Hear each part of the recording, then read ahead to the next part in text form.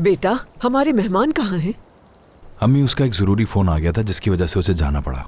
वो बहुत माजरत कर रहा था और पता है क्या कहा है कि वो अगली बार बहुत जल्द आएगा और अम्मी के हाथ का बना खाना खाएगा। कोई बात नहीं, तो फिर मेरे हाथ का मजेदार खाना हम मिलकर ठीक है खाएंगे। अम्मी। मैं जारान को फोन करती हूँ, शायद वो भी आना चाहे।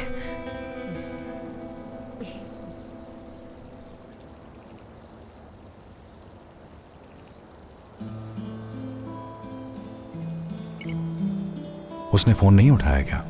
हाँ, नहीं उठाया फोन, शायद बिजी होगी।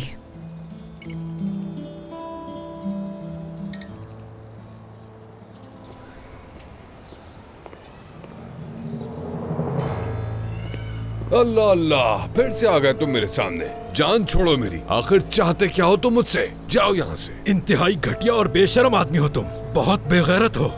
जब वो तुम्हें पसंद नहीं करती तो तुमने उसे अगवा करने की कोशिश क्यों की? तो फिर तुमने उससे शादी कराने की कोशिश क्यों की मेरी, जब वो मुझे पसंद नहीं करती थी? हाँ, उस वक्त तो तुमने बड़ा इसरार किया था मुझसे कि तुम्हारी बहन मुझे बहुत पसंद करती है।